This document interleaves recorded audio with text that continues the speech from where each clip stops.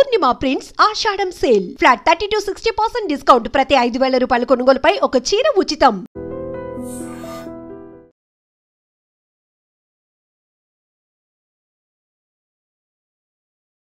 వికారాబాద్ జిల్లా యాలాలలోని ప్రభుత్వ పాఠశాల అనుకోండి, బాలికల పాఠశాల అది. అందులో ఒక సైన్స్ టీచర్ మరి పాపం నిజంగానే ఆమె విద్యార్థులకి ప్రాక్టికల్గా చూపిస్తే బాగుంటుంది అని అనుకొని చేసిందా, ఏం చేసింది ఏంటి తెలీదు.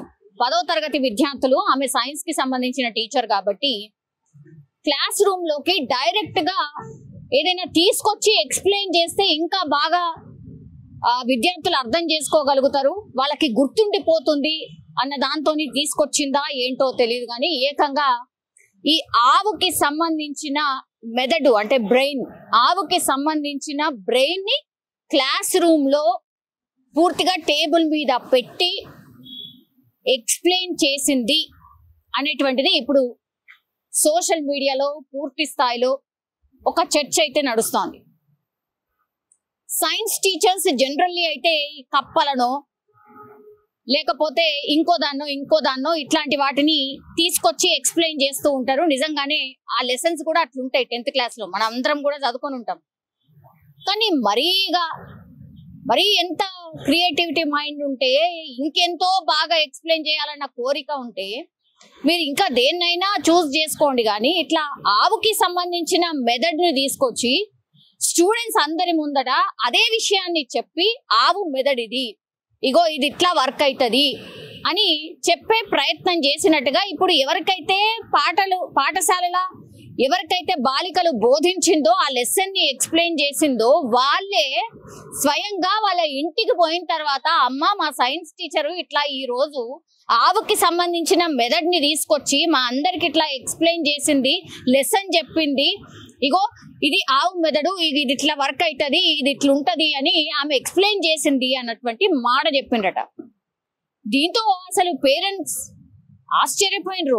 ఆవు మెదడేంది, ఆవు మెదడు ఏడికెళ్ళి తీసుకొచ్చిండ్రు, అసలు అదేం ఎక్స్ప్లెనేషన్, అదేం సైన్స్ టీచరు, ఆవు మెదడుని తీసుకొచ్చి మీకు ఎక్స్ప్లెయిన్ చేయడం ఏంటి అని వాళ్ళే ఆశ్చర్యపోయినరు. ఆ తర్వాత మనకు తెలుసు కదా, ఈ ఏబీవీపీ, బీజేపీ స్టూడెంట్స్ నాయకులు వీళ్ళందరూ వచ్చి ఏకంగా ఆ స్కూల్ దగ్గరనే ధర్నా చేసిర్రు.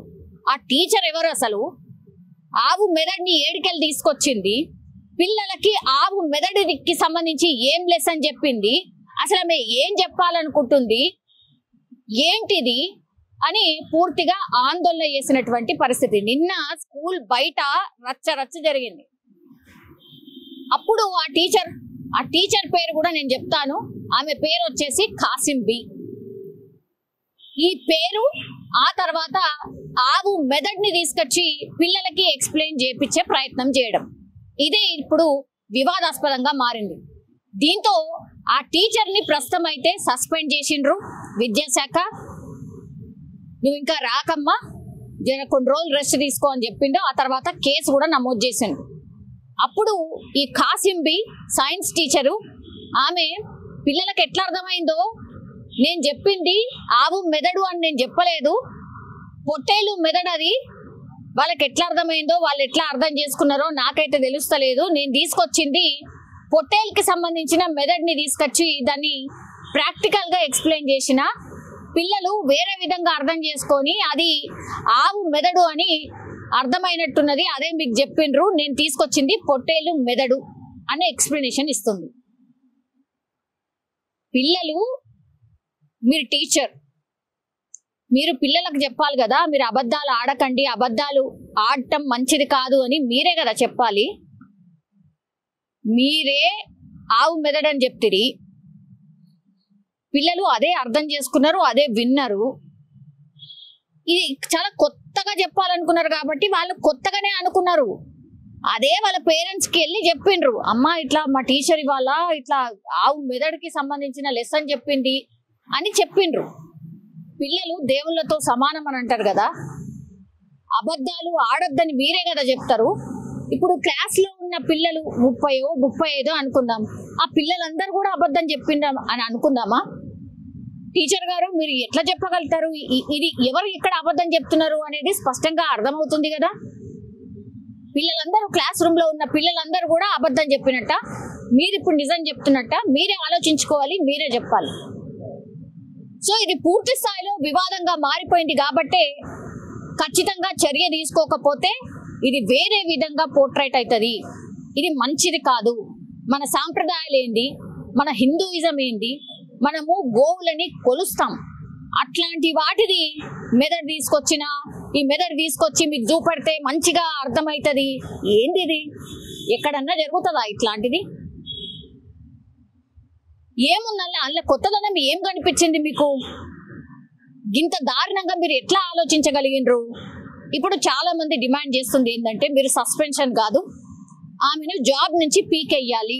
ఇది చాలా మంది నిన్న స్కూల్ దగ్గర వాళ్ళు కోరుతున్నది ఇదే, ధర్నా చేసింది కూడా ఇదే.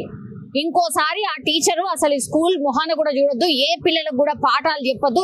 రేపు ఇంకేం చెప్తుందో, ఈ రోజు ఆవు మెదడు తీసుకొచ్చింది, రేపు ఇక మనిషి మెదడుని కూడా తీసుకొచ్చి ఎక్స్ప్లెయిన్ చేస్తుందా? ఇట్లాంటి కూడా చాలా మంది క్వశ్చన్ చేస్తున్నారు. ఇది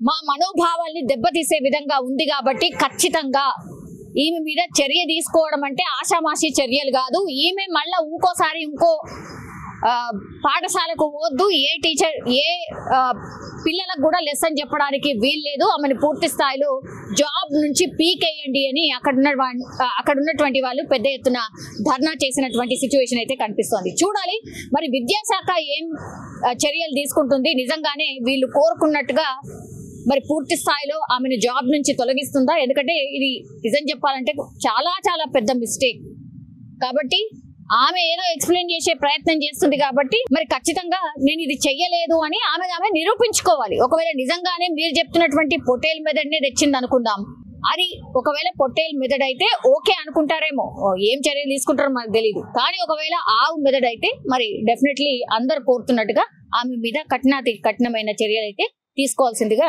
అందరూ కోరుతున్నారు.